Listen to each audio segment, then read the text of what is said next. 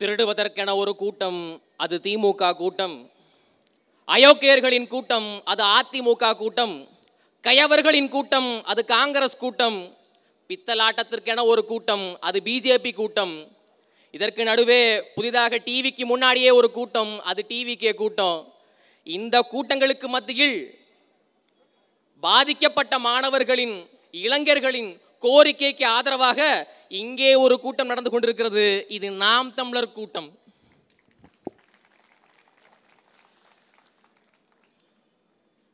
தமிழ்நாடு தேர்வாணையத்தின் முறைகேடுகளால் பாதிக்கப்பட்ட மாணவர்கள், இளைஞர்கள் எங்களின் கோரிக்கைக்கு ஆதரவாக இங்கே பொதுக்கூட்டம் நடைபெற்றுக் கொண்டிருக்கிறது. நாம் எப்படிப்பட்ட நாட்டில் வாழுகின்றோம் என்பதை நீங்கள் புரிந்து கொள்ள வேண்டும். இங்கே குடிக்கிறவனுக்கு எல்லா சலுகையும் இருக்கு, ஆனா படிக்கிறவனுக்கு எந்த சலுகையும் இல்லை. குடிக்கிறவன் செத்தா, கள்ளச்சாராயம் குடிச்சு செத்தா 10 லட்சம் ரூபா அரசு அறிவிக்கிறது. ஆனா படிக்கிறவன் தன் விருப்பப்பட்ட படிப்பை படிக்க முடியாம தற்கொலை பண்ணி செத்தா எந்த சலுகையும் எந்த இதுவும் கிடையாது.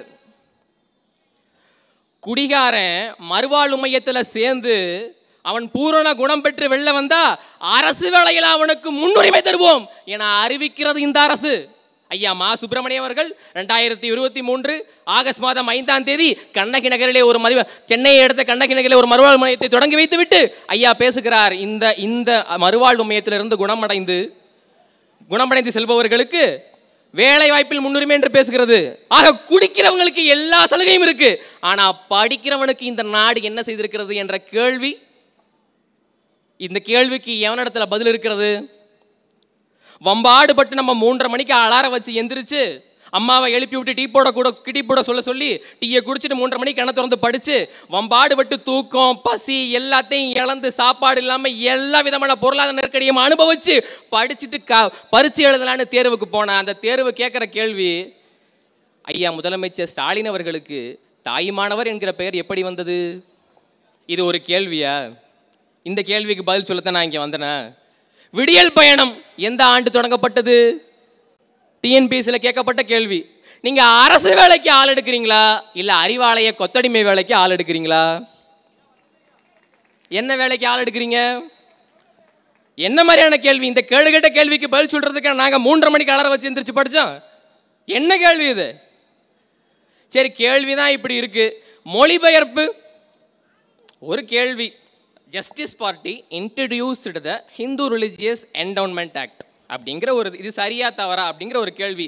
இதுக்கு மொழிபெயர்ப்பாளர் அதுக்கு என்ன அர்த்தம் அப்படின்னா, நீதி கட்சி இந்து சமய அறநிலைத்துறை சட்டம் என்பதை உருவாக்கியது. இது சரியான மொழிபெயர்ப்பு. ஆனால் அதுக்கு அவன் மொழிபெயர்த்து வச்சிருக்கான் டிஎன்பிஎஸ்சியில், நீதி கட்சி இந்து மத ஒழிப்பை செய்தது எப்போது? என்ன மாதிரியான ஒரு மொழிபெயர்ப்பு? சரியா தவறான்னு கேட்டு 4 ஆப்ஷன் கொடுத்துருக்கான், ஆனால் அந்த 4மே சரியில்லை. ஏன்? இங்கே நாடாளுறவன் சரியில்லை, அதனால அந்த 4மே சரியில்லை, அவ்வளோதான். என்ன மாதிரியான ஒரு போக்கு, என்ன முறைகேடு? கர்நாடகா, அண்மையில் இருக்கிற கர்நாடகா கேபிஎஸ்சின்னு ஒன்று வச்சிருக்கு, கர்நாடகா பப்ளிக் சர்வீஸ் கமிஷன். அந்த பப்ளிக் சர்வீஸ் கமிஷனில் இது மாதிரி மொழிபெயர்த்த கன்னட டிரான்ஸ்லேட்டர்ஸ், கன்னட மொழிபெயர்ப்பாளர்கள் மீது நடவடிக்கை எடுக்க சொல்லி கர்நாடகா கவர்மெண்ட் வலியுறுத்துகிறது. தவறாக மொழிபெயர்த்திருக்கிறாங்க. நடவடிக்கைன்னு சொன்னால் எப்படின்னா அவங்கள பிளாக் லிஸ்ட் பண்ணணும், கருப்பு பட்டியலில் சேர்க்கணும்னு கர்நாடகா கவர்மெண்ட் சொல்லுது. அது மட்டுமல்லாமல் அது கிரிமினல் குற்றம். தவறாக மொழிபெயர்த்த மாணவர்களை குழப்பியது என்பது கிரிமினல் குற்றம் என்று கர்நாடகா சொல்கிறது. ஆனால் இங்கே இருக்கிற ஸ்டாலின் அரசு என்றாவது ஒரு நாள் இவர்கள் எளிய மக்களுக்கு ஆதரவாக, மாணவர்களுக்கு ஆதரவாக என்றாவது ஒரு நாள் பேசுறது உண்டா? ஒரு நாள்? இன்று இல்லை. நான் ஜென்சி கிட்டு 90களின் இறுதியில் 21ஆம் நூற்றாண்டில் வளர்ந்த ஒரு மாணவன். நான் சொல்கிறேன், 2006-08 நான் கேள்விப்பட்ட செய்தி, 2006-08 கருணாநிதி அரசாங்கம் நடந்து கொண்டிருக்கும் போது அந்த கருணாநிதிக்கு வேண்டப்பட்ட செல்லமுத்து என்பவர் தான் டிஎன்பிஎஸ்சியின் தலைவராக இருந்தார். அந்த செல்லமுத்துவின் வீட்டில் சோதனை நடக்கிறது. அந்த சோதனையில் சிபாரிசு கடிதங்கள் கிடைக்கின்றது. படித்து எழுதி பரீட்சை எழுதி பாஸ் ஆனவனுக்கு தான் வேலைன்னா எதுக்கு சிபாரிசு கடிதம்? அந்த ரைடில் சிக்குது சிபாரிசு கடிதம். யாருடைய சிபாரிசு கடிதம்? அமைச்சர் KN நேரு உட்பட 4 பேருடைய சிபாரிசு கடிதங்கள் அங்கே சிக்குகிறது. அந்த வழக்கும் நீதிமன்றத்துக்கு வருகிறது. ஆனால் அதை என்ன சொல்லி தப்பித்தார்கள் என்று தெரியுமா?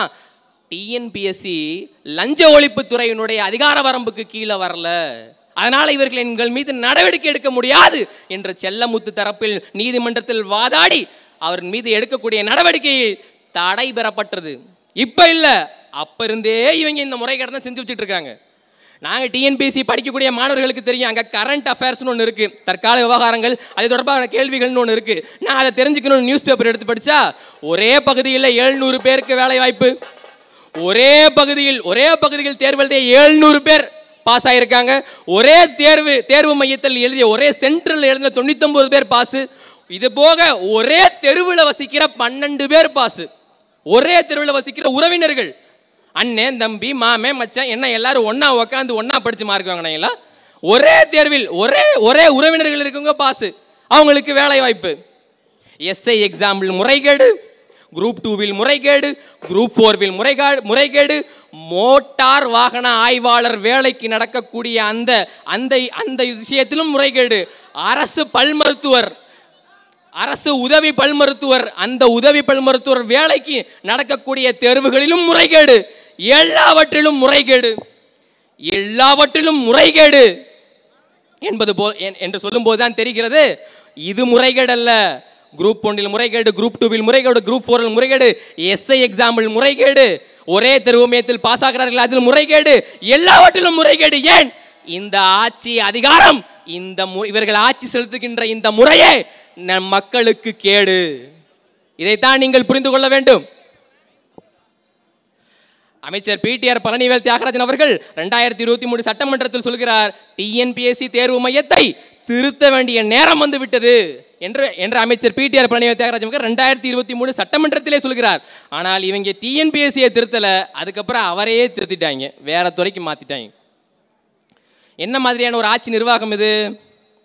ஐயா முதலமைச்சர் ஸ்டாலின் அவர்கள் எதிர்க்கட்சியாக இருக்கும்போது சொன்ன வார்த்தை, டிஎன்பிஎஸ்சியில் இவ்வளவு முறைகேடு நடக்கிறது, சம்பந்தப்பட்ட துறை அமைச்சர்களை கைது செய்யாமல் இடைத்தரகர்களை கைது செய்கிறது இந்த அரசாங்கம், திமிங்கலத்தை விட்டுப்புட்டு மீன் குஞ்ச பிடிக்குது இந்த அரசாங்கம்னு சொன்னார் ஸ்டாலின். ஆனால் அவர் முதலமைச்சராக வந்த பிறகு திமிங்கலத்தை பிடிக்காட்டி கூட பரவாயில்ல, மீன் குஞ்சையே பிடிக்கலையே. இது எப்படிப்பட்ட ஆட்சி முறை?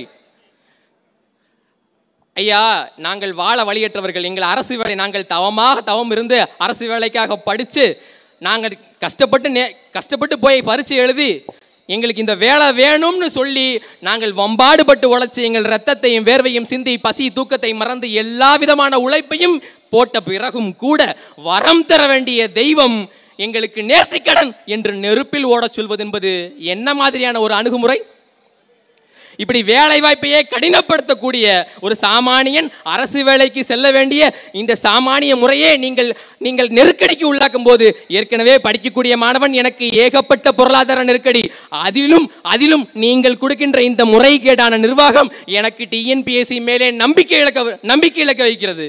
நான் எப்படி அப்புறம் அரசு வேலைக்கு படிப்பேன்? எனக்கு எதுக்கு அந்த அரசு வேலைன்னு நான் யோசிப்பேன்? அரசு வேலை வேண்டாம், அரசு தேர்வாணையம் வேண்டாம்னு யோசிக்கிறேன்னா இந்த அரசாங்கமே வேணாம் அப்படின்னு நான் யோசிக்கிறதுக்கு எவ்வளவு நாள் ஆகும்? எல்லாத்திலையும் நம்பிக்கை இழந்துட்டேன் நான், எனக்கு எதுவுமே தேவையில்லை. என்னை அரசியல் படுத்துவதற்கு செந்தமிழன் சீமான் என்று ஒருவன் இருந்தார், அப்படியும் இல்லை என்றால் அரசியல் பாதையை தேர்வு செய்யாத நான் ஆயுத பாதையை தேர்வு செய்ய மாட்டேன் என்று என்ன நிச்சயம்? அண்மையில் ஸ்ரீலங்காவில் நடந்தது, பங்களாதேஷில் நடந்தது, ஏன் இப்போ நேபாளத்தில் நடக்குது. என் சம வயது ஒற்ற ஜென்சி கிட்ஸ்னு சொல்லக்கூடிய 2K கிட்ஸ்னு சொல்லக்கூடிய என் சமது வயது ஒற்றவர்கள் பாராளுமன்றத்தை கொளுத்திட்டு செல்ஃபி எடுத்து போட்டுருக்கிறான்.